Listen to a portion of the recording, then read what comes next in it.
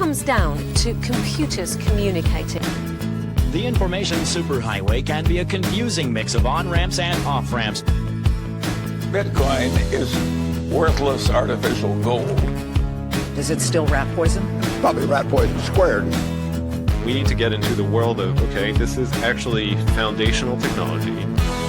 What the Internet of Money does is it creates a single network which can do a microtransaction to a gigatransaction. The Internet is going to be one of the major forces for reducing the role of government. The one thing that's missing, but that will soon be developed, is a reliable eCash.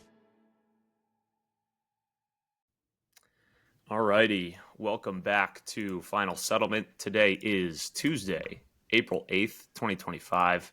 Super excited for today's rip. We've got a great episode for you guys. Two special guests today. So alongside me is my co-host Liam Nelson and our two guests today, Pierre Corbin, founder and CEO of Flash Payments, and Graham Krizik, founder and CEO of Voltage Payments. So, lots to talk about today. The high-level theme is going to be really, what we've talked about a lot on this show historically is Bitcoin is more than just a store of value. It's more than digital gold. I think that's, the primary thesis that a lot of allocators are wrapping their heads around today. Even if you think about something like, the United States adopting Bitcoin in some sense and creating a strategic Bitcoin reserve, that's very much the store of value use case. That's how they're thinking about it. That's how most allocators are thinking about it. But the reality is that, digital gold doesn't really do Bitcoin justice. It can be much more than that. And propelling forward that sort of next leg of the thesis, if you will, is things like the Lightning Network, other protocols that are interoperable with Bitcoin's base layer that are going to enable all these different payments use cases, micropayments, things that Pierre and Flash are doing with Nostr Wallet Connect are fascinating. And Graham and his team also just put out a report with Fidelity around the Lightning Network, so we'll get into that as well, and some announcements from the Voltage team in addition to that. So very excited to have you both on the show today. How are we doing, fellas? Doing great. Yeah, excited to be here. I think that I love the topic because this is something that we talk quite a bit about, of just if Bitcoin's only a store of value, then we kind of lost some of the point. So yeah, excited to dive in. Yeah, that's it was actually, I think there was a clip or a quote from Jack Dorsey going around the past week or so that said something to the effect of that, like, if it's just a store of value, Bitcoin has failed. Would you guys agree? Let's just maybe start there. Would you guys agree with that sentiment from Jack a week or so ago? I don't know. I think generally speaking, I guess not. Store of value is still people using it, right? I think it will mean, Bitcoin's full potential won't have been reached, I think. But yeah, I think, there's still, of course, just as, hedge against inflation, store of value number go up. I think there's already like a lot of value in Bitcoin just with that.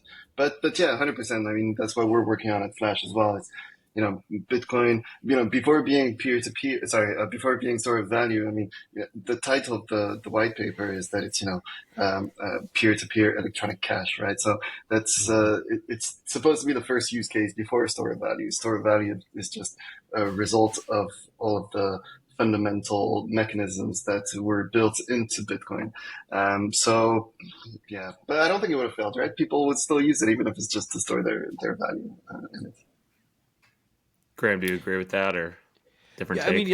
Yes, I think that ultimately if Bitcoin is only a store of value, as it failed, I think failed is like a strong word there. Yeah. I do think that it has not reached its full potential that it could. And I completely agree on, Satoshi's, I think, original vision for it is for a payments mechanism. He put that in the paper of like, here's how you can, send these electronic, digital cash payments. So I think there is a huge amount of potential inside of Bitcoin for the payments use case. I think that's been one of the challenges that we've seen at the start of this year is, everyone's excited or was excited about all the things going on in the federal government in the United States of like, the whole like the Bitcoin bill and like the crypto stockpile, like all of those things that were kind of happening at the administration level. The thing is, all of those things were for a store of value use case. They're all talking about the government's going to hold this, like all those things. I'm not saying that those are all bad things necessarily. We can debate all of those different things independently, but like overall, I think the focus has been on the store of value for so long that people have really lost sight of the payments side of it.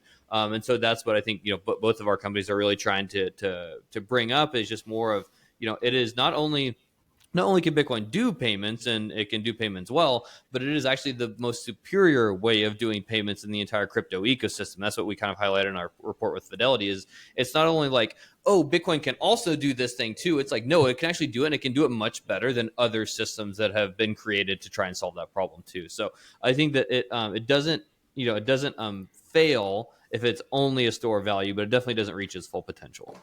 Yeah, I think that's very well said by both of you, and I sort of land in a similar camp of, it's sort of like the next extension of the thesis, and its full potential is being serving all the needs of a form of money, right, which would include a medium of exchange type use case. And it's also just fascinating because, like you pointed out, the white paper obviously calls it peer-to-peer cash, and then the first real usage of Bitcoin, whether you're talking about Silk Road or otherwise, like that was medium of exchange. So it's like we've seen this evolution from that to then digital gold, and now it's like, well, into the future it'll probably be some combination of both of those things.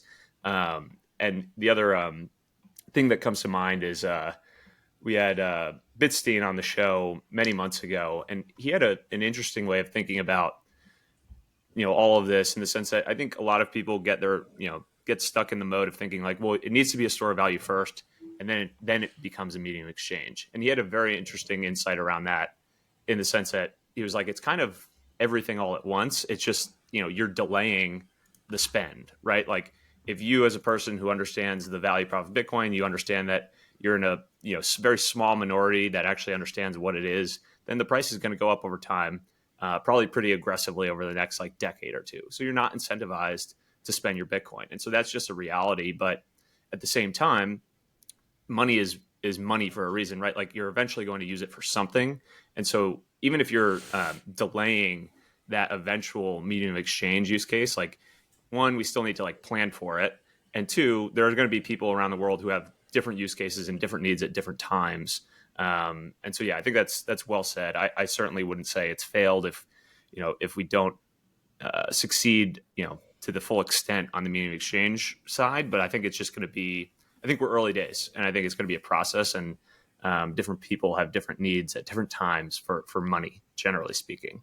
But I did want to maybe just taking a step back a bit. Pierre, you've been on the show before. People are somewhat familiar with Flash, a portfolio company of early riders. But maybe each of you could give sort of just a high-level brief background on yourselves, how you got into Bitcoin, and what each of your companies does. So I can go first. It'll be shorter. So I'm Pierre Corbin. I'm CEO and co-founder of Flash. And at Flash, we provide software solutions for businesses that want to be able to monetize in Bitcoin in self-custody, no intermediaries, just unlocking peer-to-peer payments for businesses. Awesome. Yeah. So my name's Graham. I'm founder and CEO of Voltage. And I got into Bitcoin about 2012. Very fascinated about it from the tech perspective of, man, how can you create this globally decentralized payment network that no one can stop payments and all of the things that kind of go along inside of Bitcoin from the tech perspective. And then, kept it as a hobby for a long time and worked in software, and then ultimately started Voltage basically to solve my own problem of, as I was building things inside of Bitcoin, it was just really starting from scratch over and over and over again. And everyone was building everything from scratch, from for every single project, building Bitcoin Core from source, all of these different things. It was man, there's got to be a better way. And so that's why I created Voltage, and what it ultimately is today is a method of just being able to integrate Bitcoin in the Lightning Network, is what we do the majority of our business on, to make it much easier, faster to integrate the technology into your business. And so instead of hiring out a team of 4 or 5 people, and again starting it all from scratch, you can really just kind of hit our APIs and plug in to be able to process payments, or both Bitcoin and then stablecoins are coming soon, which we'll probably touch on soon, and being able to do that much easier and faster than you would kind of starting it all from zero. Yeah, no, that's a super helpful overview. Maybe like Graham, on your side, it'd be helpful to walk through maybe like a few examples that are like tangible of like how either projects or different use cases are using Voltage today.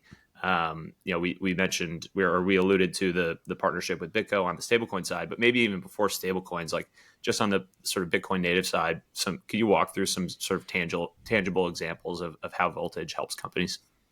Yeah, definitely. I mean, so some examples of customers that we work with are like exchanges. So if an exchange wants to add in Lightning to do deposits and withdrawals inside of their platform, they're able to hook into Voltage really quickly and easily and add in that capability without having to again hire a team and do a lot of the complexity themselves. We also work with like payment processors, so people that are doing.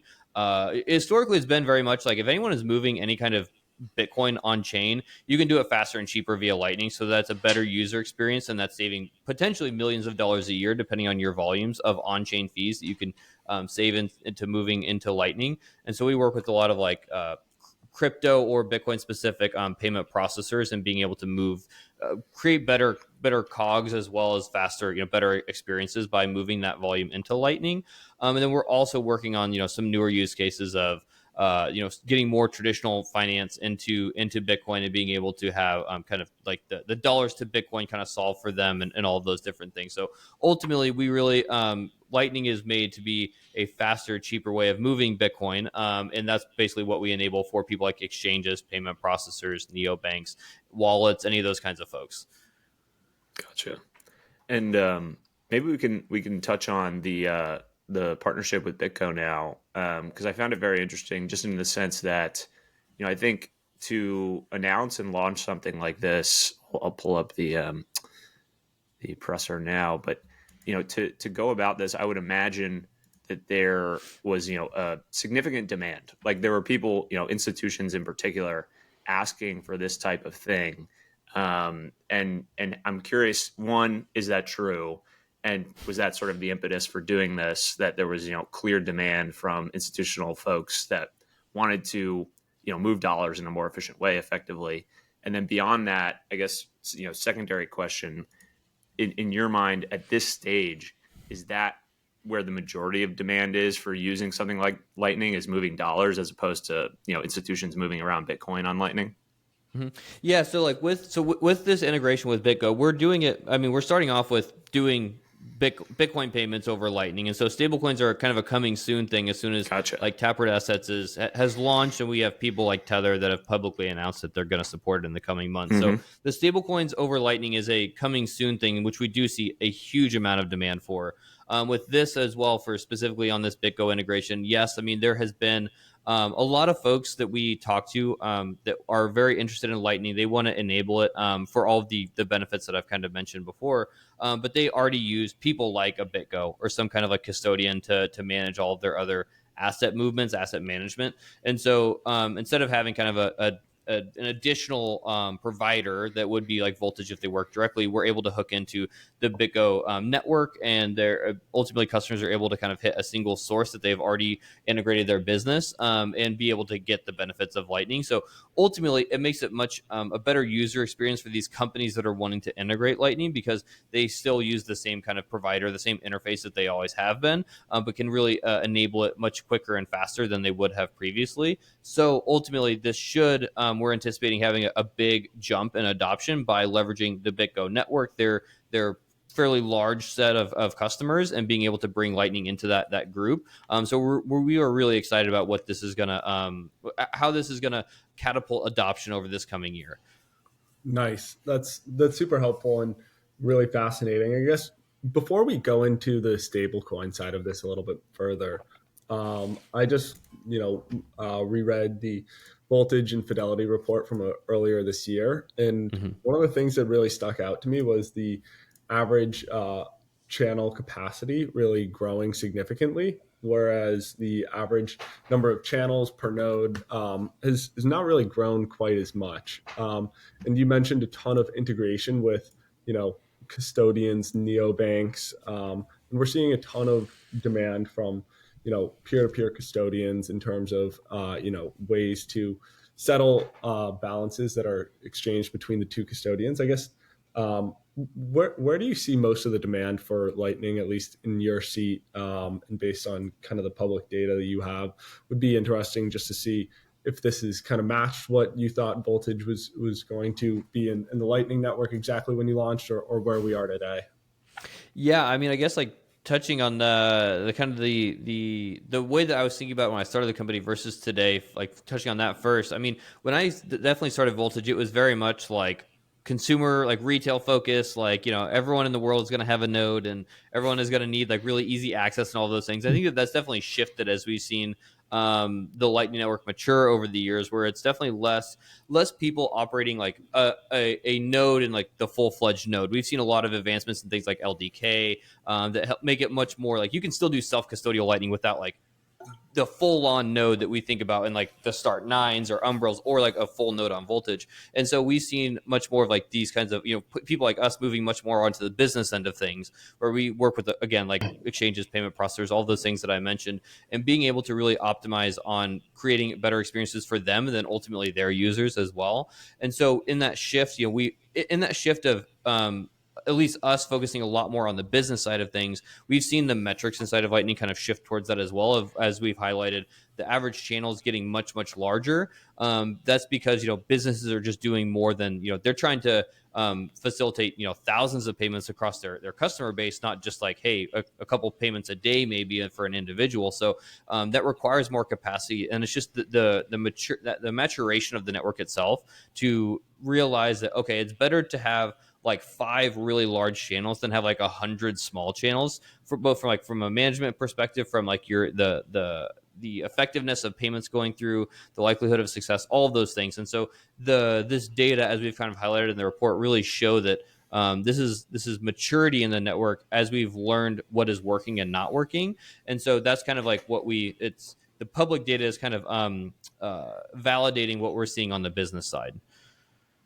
Yeah, that makes a ton of sense. I think, just thinking about the past few years, in terms of the Lightning Network, its adoption, its growth, its development, I think, generally speaking, people are just way too impatient. Like, I think there's, been a lot of rhetoric and talk on Bitcoin Twitter, et cetera, in terms of just the frictions of Lightning, which do exist, and the ways in which it needs to improve. I'm curious from both of you, how would you sort of handicap the past, call it 12 to 24 months of Lightning development, and how it's gotten better, more efficient, more usable with, and maybe that's even related to like folks like Lightspark and David Marcus entering the fray. How does that sort of relate to, again, just this ongoing development that's just going to take time? And again, I think people are just very impatient and wanting things to just work seamlessly and perfectly overnight, and that's just not the reality of building on an open protocol. But curious, either of your thoughts on that? So I think, and the thing is, it's a kind of general question. We could go all over the place, but yeah, I'll start somewhere and we'll see where it can go. So generally speaking, when it comes to already building beyond just user experience, but already the building experience, the developer experience, it's pretty tricky to build on Lightning. And it's kind of like what Graham said earlier. You want to start a Bitcoin business, you have to like start from scratch. You have to, you have a use case. Well, you first have to like build a wallet essentially, which is complicated. That's what we stumbled upon at Flash. That's thought, well, this is where there's a big difference is with Nostr Wallet Connect, and the fact that you can just connect to a shared library of APIs, and any wallet can become compatible, and all of a sudden your application can work for all of these wallets, right? And that's how we developed Flash in the first place. We then, of course, created our own wallet in order to be able to just scale this, right? But even when it comes to building the wallet itself, how do you make Bitcoin easy over the Lightning Network is not a simple answer, because if you want to start Lightning wallet in self-custody, well, then you need to download the wallet, and then you need to fund the wallet because you need to open channels. You need to add liquidity to this channel. And so it's kind of, if you're a first-time user that is just curious and just wants to try this out and start, in our case, accepting Bitcoin payments, well, then to do this in full self-custody, which is of course what we recommend, right? To get started, well, then in that case, you need to pretty much do 4 payments before you can actually get there, because you need to buy Bitcoin in order to be able to do this stuff. So for a new person, it's impossible.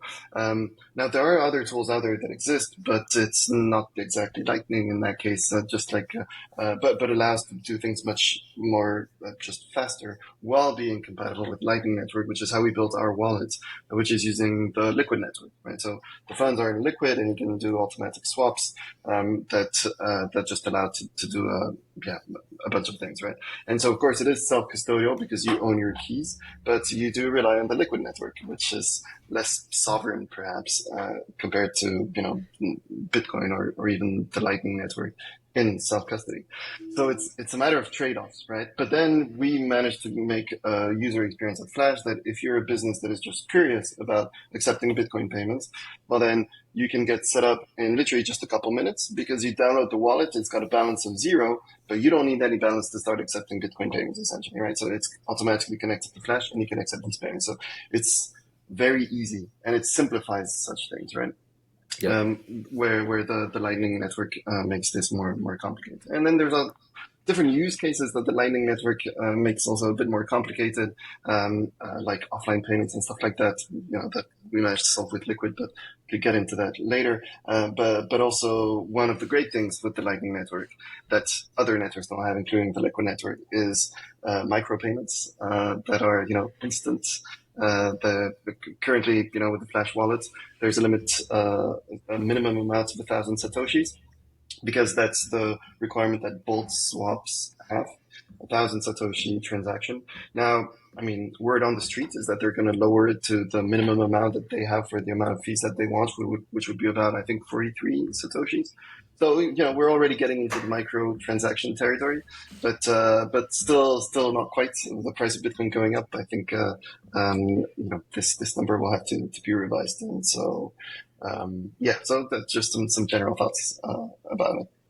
Yeah, and Graham, on your side, I'm curious as well. Just, I think that was, correct me if I'm wrong, a lot of the impetus of you and Fidelity putting out that report was just to say, hey, here's the state of things, here's how things are progressing, here's how development is moving forward.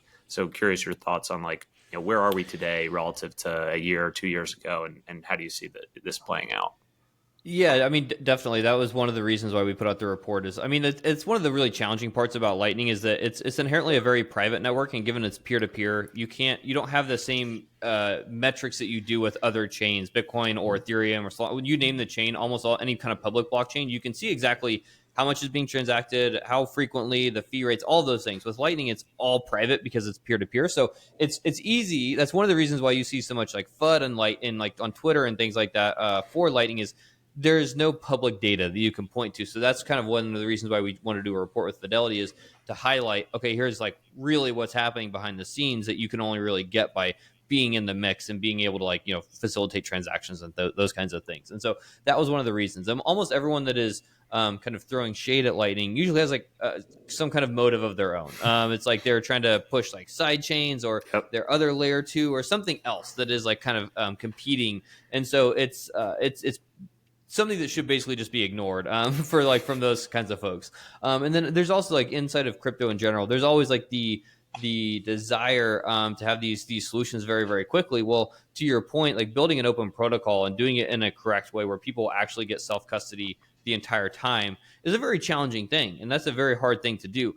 Other chains are able to move faster because they're sacrificing on a lot of those things. And so, sure, if Lightning wanted to sacrifice on all of the properties that that Bitcoin started with, yeah, we could move a lot faster. We could make things a lot easier in a UX or whatever. But we would be sacrificing on the whole reason why Bitcoin was created in the first place. And obviously, the community doesn't want to do that. And so, we're very intentional with the way that Lightning has been built out. But then going into more of from what we see, like, from a couple of years ago today to today, vastly different in terms of like what it takes to like get started and get ramped up in Lightning. Our product has come a very long way in that time, and we also have a new product that we're releasing in next week that should do a lot in terms of boosting that even to another level. And so ultimately the experience has been it has definitely started challenging, and it's been gradually being reduced over time, to the point where it's really as simple as any other payment scheme or blockchain or whatever you want to equate it to, via people like like a Voltage or a Flash or something. If you're going to try and start and like do it all yourself, like again from scratch, then like there's definitely still some edge cases there. There's still some things that some gotchas that you can run into. But if you're working with a provider that has basically run into every single one of those gotchas and figured out a way to solve for it, it makes the experience far better. So we've come a huge way in the last couple of years of making it accessible, and not only accessible, but being able to process payments faster and cheaper than any other blockchain out in the crypto ecosystem. And that was something else that we highlighted in the Fidelity report is, comparing it to the global like crypto networks, there's nothing that can beat it in terms of speed and reliability and cost than what you can do on Lightning. So that was another thing that we wanted to highlight and show that, it's not only working, but it's working really, really well. Yeah, I'm glad you pointed out a few really important points there. One just being the distinct difference in architectures of the broader crypto space and people building on Bitcoin. I think there's obviously trade-offs associated, but to your point, like they are sacrificing on certain things in order to move fast and not really care about some of these fundamental things that are important to Bitcoin. The other component there, I think, is I'm curious your views on, well, if I'm being generous about it, I think like the broader crypto space has found some product market fit in stablecoins generally. So if you just look at stablecoin volumes, vast majority of them are not on Bitcoin, right? But as you're alluding to, they should be on Bitcoin because it's cheaper, faster than these blockchains. But I guess why the disconnect up until now? Is it just because the development on Bitcoin tends to move slower, almost purposefully so, than these other blockchains, and that's why they've gotten sort of the initial adoption of stablecoins? And do you think sort of medium to long term that percentage split shifts over time? So where more stablecoin volumes are happening on Lightning or other Bitcoin adjacent protocols? Yeah, I mean, I think like yes, I think that the percentages shift over time. I think why why it's taken a little bit longer on Bitcoin is, one, I mean, the protocol for actually being able to like issue a stablecoin on Lightning didn't exist until the recent, like, I don't know, a year and a half, 2 years ago or something. Yep. And then even then, it takes a while to build it out and have it like very, very reliable. You compare it to people like the Solana Foundation or something that raises like hundreds of millions of dollars to go and like just throw at the problem. We don't really have that inside of Bitcoin. Like Lightning Labs is kind of the lead developer on like the Taproot Assets protocol, which enables stablecoins to be issued on Lightning, but they still have like no near the funding of like the Solana Foundation or anything like that. And so it's kind of like the other folks solve it by just throwing a bunch of money at the problem, which like is Bitcoin and Lightning is just so grassroots that we don't have that same ability. And I think that leads us to build it in a much better way ultimately. But I do think that we're kind of at the point where that is like now possible, and we're seeing people like Tether publicly announce that they are going to be issuing on top of Lightning. And so I think that once you combine that, there's no denying that stablecoins generally have product market fit inside of the crypto ecosystem. It's what the majority of crypto in general is used for, is stablecoin movement. And so when you couple that, a strong use case with Bitcoin and Lightning being the best way of moving value, I think that's a big recipe for success, and that's going to over time really take a lot of market share from these other chains. Especially like Tron was one of the most popular ways of moving Tether. It still probably is, but their fee rates are gradually going up. And so I think that as like these ones that really started in a value prop of moving it fast and cheap are starting to lose that value. And so it's only natural that it starts to move into the better way of transacting, which is Lightning. And so we're very excited for the stablecoin movement to come to Lightning. We think it will have a really big impact. Yeah, two things that I wanted to hit on there. One that really gets underlooked is Bitcoin being and Lightning Network being able to be the fastest, cheapest way in order to transact across all of crypto, but also having the value accrual narrative behind it of it being a store of value. Because if there is no reason to have a store of value, then paying out of that, it's essentially you need it as a savings technology in order to also use it and want to keep it in as a payments technology, right? Like, I'm sure everybody's seen Jesse Myers' chart previously of like where all the assets sit, and it's 110 or 130 trillion dollars with money, and then there's about a $500 trillion use case for storing value over time. And so with Bitcoin, it's kind of just both of it actually can both compete with the money aspect as well as actually saving value. And so, just kind of to solidify it, it doesn't make sense to, really focus on having the best payments technology if there isn't any actual real way to store value in the asset. And then additionally, was curious how you see demand for the stablecoins kind of rolling out here in the future. Are you going to be kind of going after the same market as the tethers of the world? Is it going to be a little bit different in terms of, where Voltage kind of plays in its collaboration with BitGo? I was just kind of curious about, how you see that playing out. Yeah, I mean, ultimately, I think for us, it's definitely some overlap in the existing stablecoin world, just because of it's a lot of these. I think that over time, like as you look at the inefficiencies that people are seeing inside of these chains for moving stablecoins, for us to come in and say, hey, you can do the same thing on Lightning, and you can save again a couple $1 million a year on your transaction fees. Like that's kind of a no-brainer. So I think that there's a lot of overlap naturally, just because it's still stablecoin movement. It's just kind of a different chain, so to speak. But it's one that actually, it's not just another chain for the sake of more users or anything like that. It's just a far faster, cheaper, better way of moving value. And so I think that there is a lot of overlap that we'll see between the two.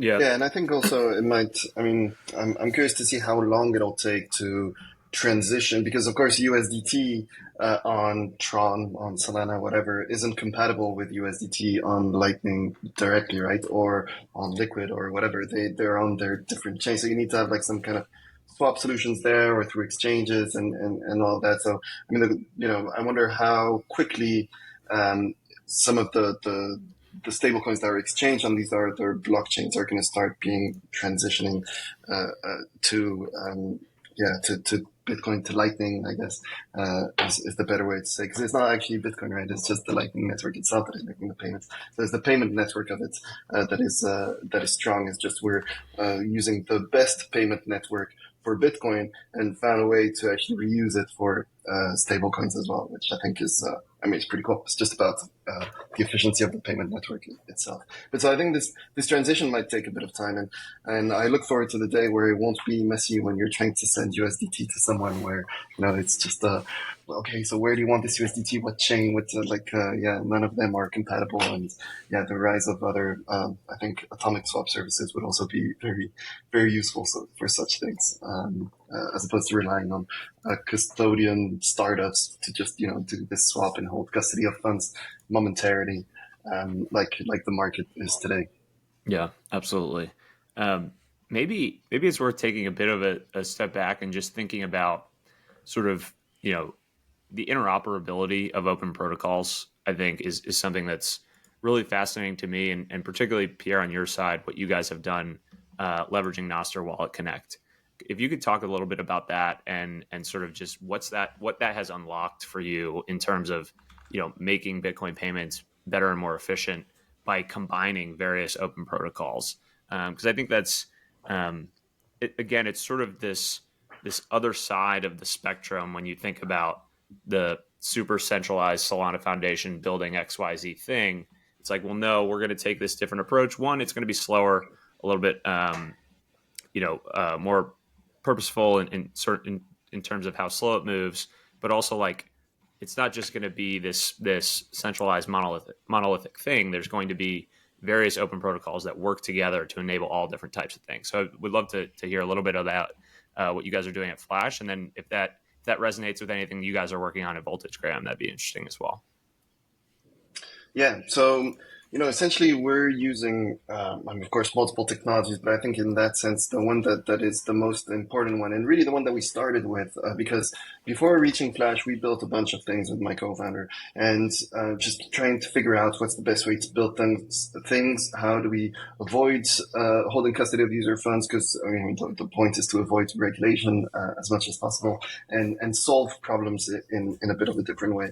And essentially, in doing all of this, we found Nostr Wallet Connect, and we realized that it's the best way for us to build in an interoperable environment without having to build a wallet of our own. And the reason for it is because essentially using Nostr Wallet Connect, you can connect your wallet to Flash, and then Flash can just use this wallet. So we can trigger payments, we can also make payment requests, and what's very interesting in all of that is that when I say we can trigger payments, Flash isn't really doing anything. We're just sending a message to your wallet, and your wallet will receive this message and can then make the payment. But the wallet can still block that payment, right? Like everything is under the user's control. And if I think today of the best wallets that work with Flash, we've got so AbiHub, which is self-custodial, but you have to pay for it unless you go for the more technical route. But I'm thinking like very simple users. So self-custodial, but you have to pay for it. There's a CoinOS that is free but custodial, and then there's Flash that is self-custodial and free, right? So the point that I'm trying to make here is that there's different wallets with different features, whether it's custodial and self-custodial, that can help users manage their funds in whatever way they prefer. But these same users can connect their wallet to Flash, and for them, we solve the peer-to-peer payment side of things. So we're solving the payment problem, right? We're not solving the custody problem, at all. That's an entire different topic. But the point is more that Flash can interact with wallets and automate certain actions on these wallets using this technology. And any wallet that adds Nostr Wallet Connect support to it, all of their users are automatically compatible with Flash. But of course, it's not only Flash, it's with the whole ecosystem of Nostr Wallet Connect, right? That is growing. And every new wallet that you see coming out, like in the past few months, most of them have support for Nostr Wallet Connect because of the use cases that it allows users to build. And I can give you, I think, one of these example use cases that I think is pretty mind-blowing is how we manage our fees at Flash. So the way Flash works is that it's free to get started, free to use. You can create a store, you can create a point of sale, whatever you want inside of Flash, completely for free. And then the moment you receive a payment as a merchant, well then, of course, this happens through our software, so we know when the wallet can confirm to us when he's received the payment.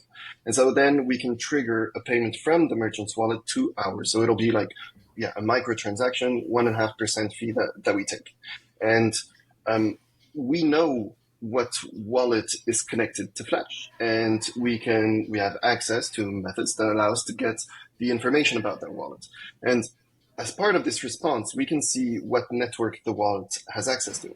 So by default, Nostr Wallet Connect was created only for Lightning, and a lot of use cases were built with that. When we created the Flash wallet, as I said earlier, we wanted to go the easier route, easier UX to get started, but also easier for us to build. So we went through the Breeze Nodeless SDK, which uses the Liquid network, which means that essentially for it to be compatible properly with Flash, we added Liquid to Nostr Wallet Connect. And I know that now on-chain is being added to Nostr Wallet Connect, right? And so essentially what we can do is the moment we have to pay the fee to the Flash wallet from the merchant's wallet, we can see what networks this user has available. And as I mentioned earlier, the Liquid network, in order to do swaps with Lightning, there's a limit of 1,000 Satoshis.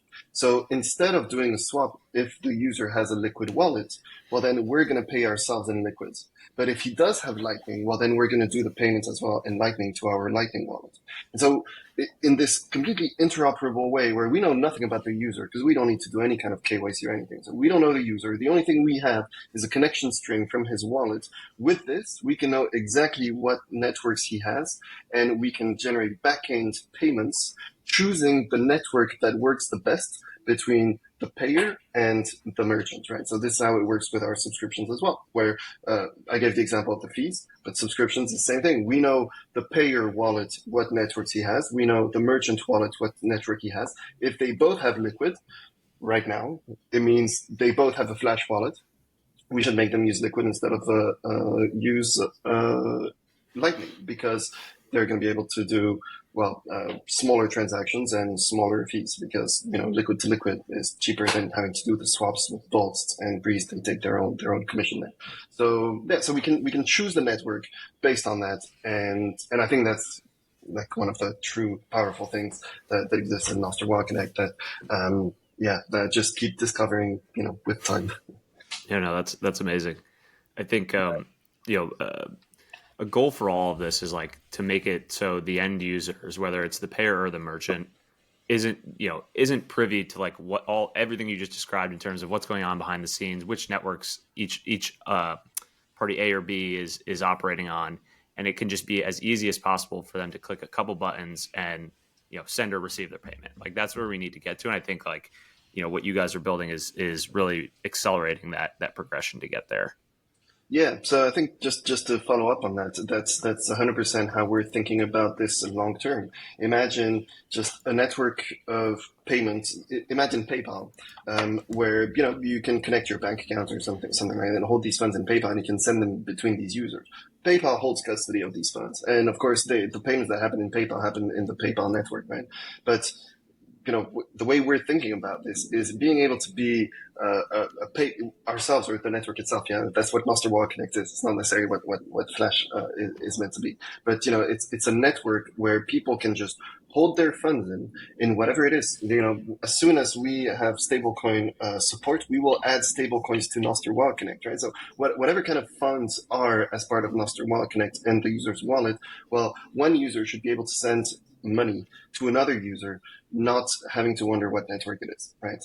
As long as they have one network that matches, whether it's Lightning, Liquid, on-chain, stablecoin, whichever one it is that they have in common, this is how the payment should go, right? And the users wouldn't even need to choose, which I think is pretty exciting. And all in, from Flash's perspective, non-custody, I guess, right? Because the wallets might be self-custodial or custodial. From Flash's perspective, it doesn't matter, right? Because we're anyway facilitating peer-to-peer payments in this. Absolutely. Yeah, I mean, I think overall, I think that Nostr Wallet Connect is very interesting for the fact of trying to obfuscate as much of the complexity of the experience that we can. I think that's something that is going to be very important as we look at more of the kind of merchant level, point of sale type experiences. Cause I think that's something that we remember Strike announcing integration with NCR and all of those things, which ended up kind of not panning out. But I think that was, I don't know all the details of that specifically, but I think that was one of the challenges of the experience was the complexity that exists inside of actually paying at that time with Bitcoin and kind of a point of sale method. And I think if there's a lot more that has been solved today versus then, and then also more that can be solved to really just make it a very, very seamless experience. And just that's one thing that I will admit is one of the great things about credit cards is it's a pretty easy experience to pay. I can even just tap my phone and it just works. And so we need that's our competition. That's what we need to be striving for. And so that's what we need to be building towards. And I think that Nostr Wallet Connect is one of those things that kind of is helping us get there. 100% agreed. And one of the things that you mentioned, Pierre, I think you listed off 5 or 6 interoperable open networks during that, including Nostr Wallet Connect, Liquid, Lightning, Bitcoin on chain, and then being able to use both swaps and Breeze's SDK. It's just really amazing the progress that's kind of happening behind the scenes at the moment, and I guess in person too, but at least you're obfuscating that for the consumer, so it's just the easiest process it can be. One thing you guys didn't mention, I'm just curious to get your thoughts on, is the world of eCash. I'm curious, what are your thoughts on the development there? I know there's a few different efforts, whether it's Fedi or Cashew, that are sort of pushing that forward. But where do you see that sort of fitting into the landscape of Bitcoin payments, generally speaking? Is it just another sort of cog in this overall system? And because the other sort of component of all of this is like, I don't necessarily view Lightning as like winner take all. Like I think over the medium to long term, there's going to be many different layers on top of Bitcoin. And so, maybe you have, various different sort of things that are progressing simultaneously and sort of interop as well. But curious if you guys have any thoughts on eCash in particular. Yep, go ahead, Pierre. Yeah, sure. So I have some. I think, and I'm trying to dig a bit deeper because the eCash community, they are embracing Nostr Wall Connect. So that's why I'm of course trying to follow this as much as possible, and I'm on their Telegram groups and so on. I think the developer community there and how it's growing is super impressive, and I think that some of the use cases that they've unlocked are very just really, really good to see. I remember the one thing that made me, I think, start to kind of look a bit more, discover eCash a bit more, was when Dr. Calais on Twitter shared a video of him making an eCash transaction on an airplane without internet access, which, because that's, I think, that's one big difficulty I think that exists in Lightning, in self-custodial Lightning, which is that the Lightning node needs to be online, but it also needs to be reachable, right? So, if you think of mobile Lightning wallets, well, the node is in the cloud, but you access the node from the device. And that's kind of how we were working with Flash originally. And that's how we work, in fact, just with Nostr Wall Connect typically. But we've added extra features through the Flash wallet that allows us to create offline create Lightning invoices while the phone is offline, and that's because we can leverage the Liquid network for that. And so, we can know if a wallet is offline, we can't wake it up with a notification. Well, then we're going to use the Liquid address that we saved, and we're going to do a swap directly this way. And I think that's one of the things and it would be very interesting to see how eCash can kind of scale this, make this more usable, and how we could also try and implement something like that so that merchants would be able to accept offline payments completely. I don't know, big question mark at this stage, to be honest, how we could potentially integrate it.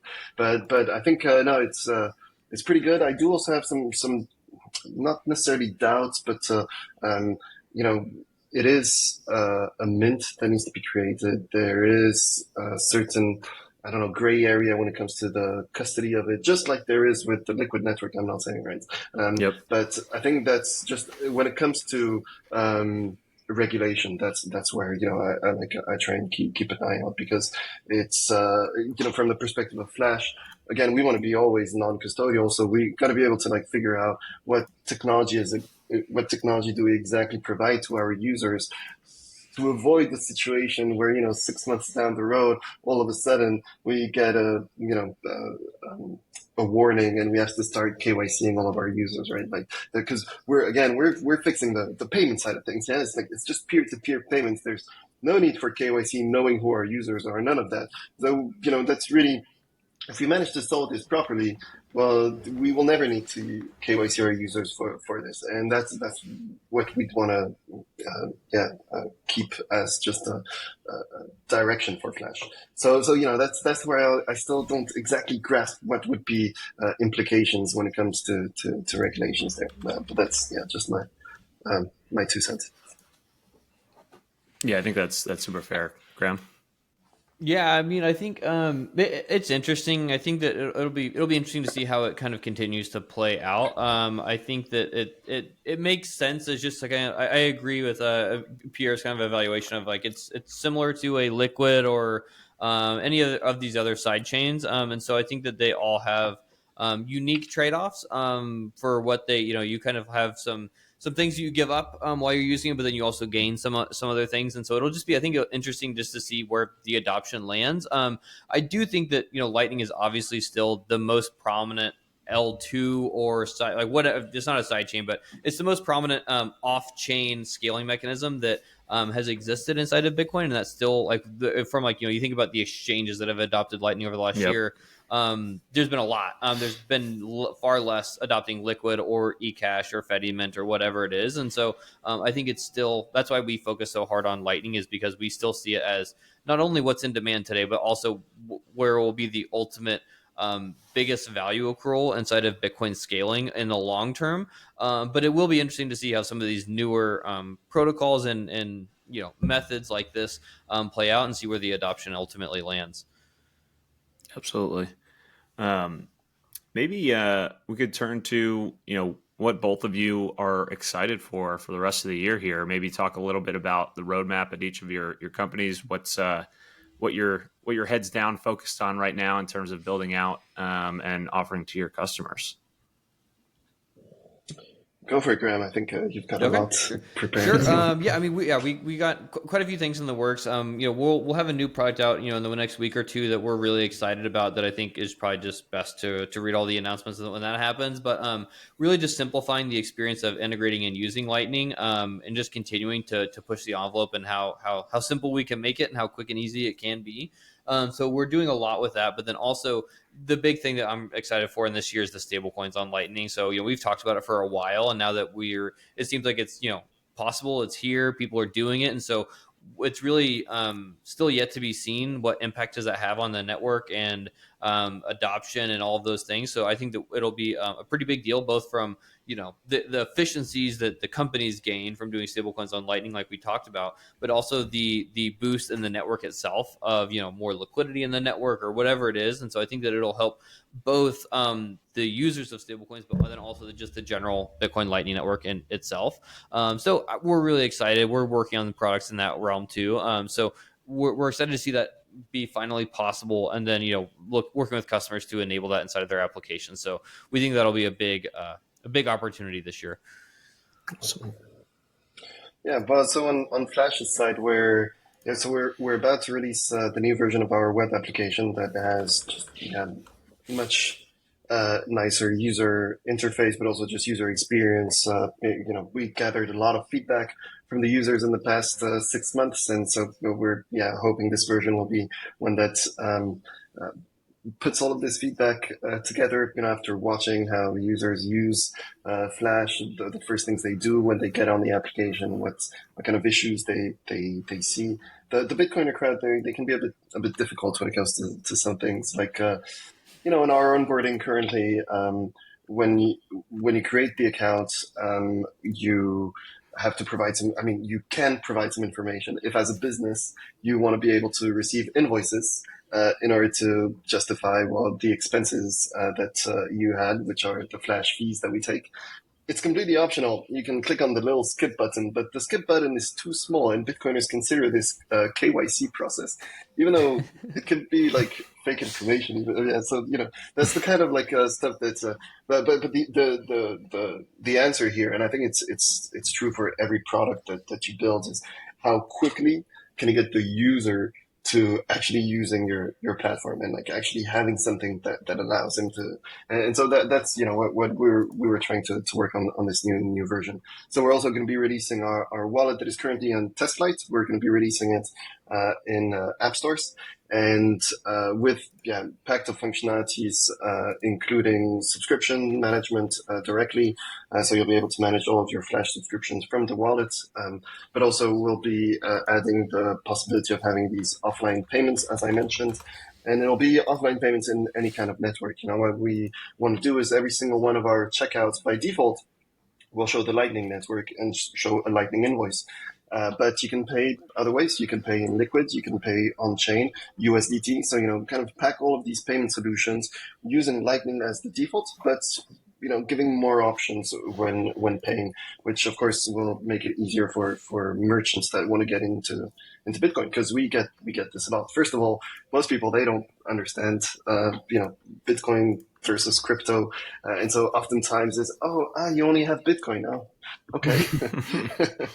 And I understand them, right? So then, of course, the majority of, anyway, the conversations I have like this are about education and explaining kind of why we make this difference, but also being able to add USDT and just stable coins in general is the kind of thing that will make this it'll make it easier to answer when someone has these kind of um, remarks. But then, the next thing that we want to be able to do is, of course, scale all of this, make sure everything works nicely, but then adding pure self-custodial Lightning is kind of, a priority for us here. Because, first of all, I think self-custodial Lightning is kind of the way to go. And it's become so much easier than what it used to be. So I think there's just, depending on some use cases, of course, we're looking at Voltage a lot. We've, of course, had many conversations with Graham as well and his team, simply because of the quality of their product, of course, the reputation that it has, and just how easy it is to get started on that, right? So, because one thing we need to be able to do is, building the Flash wallet is one thing, and it's great because we can unlock use cases and we can show them. But in the end, our business model comes from our business tools. Therefore, we need to be able to make sure that we bring more people over. So other wallets that already have a user base, help them get onto Nostr Wallet Connect. And so we're going to be open sourcing a bunch of our work as well to make it easier for them to copy, be able to reach out and say, look, here it is. It's the exact same technology you're using, the exact same wallet, all of this, to just be able to simplify that and grow this network, because we will grow with it. Brilliant. Wonderful. Very exciting, boys. Maybe before we wrap here, I started the convo by mentioning a report that Liam had written called "Bitcoin is the True FinTech," and I think we've enumerated a lot of reasons why that is. And part of that report and part of what Liam put out there was like, if you think about quote unquote FinTech, what that really has looked like over the past couple decades, it's really like lipstick on a pig of the traditional finance system, all these slow, old, archaic rails, the Swift system, what have you. And it's not something fundamentally different and new and better and more efficient. Whereas if you look at everything that you can enable via Bitcoin and all these interoperable protocols that work together, like that is really financial technology, i.e. FinTech, more so than just mapping sort of like Venmo on top of these old slow rails where like the payment isn't actually settling, i.e. name of the show, final settlement. Like these are better native sort of infrastructure for everything you could possibly do in finance. So Liam, I don't know if you had anything else to share on that or just generally on what we've talked about today. Just would recommend anybody check out the piece if they haven't already. I mean, we touched on most of it, but there are three main pillars of why Bitcoin is the real FinTech, I would say, which is, it's elite savings technology, just being completely finite. It is, the custodial properties that are built into it, whether it's self-custody, multi-sig, or collaborative custody. It just allows for better escrow payments, holding Bitcoin in more self-sovereign ways and ways where there's reduced custodial risk. And then the last one is primarily talking about how its interoperable nature is just allows it to be the best FinTech ever. Allowing for, everything like consumer rewards, payroll, payments, different escrow natures is just significantly better than the existing systems. So I think just based on the conversation today, you guys are really pushing the ball forward on, really bringing this, especially on the payment side, just to the broader audience. But it would, I would just recommend everybody check out the report if they haven't already. Yeah, we'll put that in the show notes. We'll also put Voltage and Fidelity's recent report in the show notes as well. And Pierre and Graham, where can folks learn more about Flash and Voltage and yourselves as well? So you can just go on paywithflash.com. That's our website directly that we redid recently, actually, just last week. So go check it out.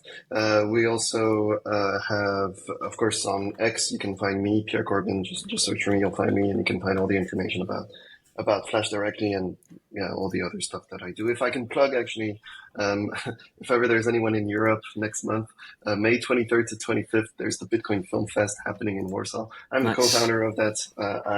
I'm not so much involved in the organization of it anymore because I just don't have much time, but it is happening. It's going to be a blast. So it's just a small plug here. So you can also find that on my X profile. Beautiful. Awesome. Yeah, you can find Voltage at our website's voltage.cloud. Yeah, hit us up, send us an email. My email is graham@voltage.cloud. You can also find me on like Twitter at GKRIZEK. Yeah, definitely hit us up if you're interested in Lightning payments. Beautiful. Well, really appreciate the time, fellas. This was a great convo, and look forward to speaking again soon. Thanks a lot. Later, boys. Thanks for listening to this week's episode of the show. If you found the information valuable, please share the episode with a friend or leave a rating on your favorite podcast app. All the links we discussed in today's show will be in the show notes inside your podcast app. Before we finish, a quick reminder that Onramp Media is for informational and entertainment purposes only, and nothing should be construed as investment or legal advice. Regardless of where you are on your Bitcoin journey, we'd love to hear from you. Visit onrampbitcoin.com/contact to schedule a consultation with one of our private client advisors.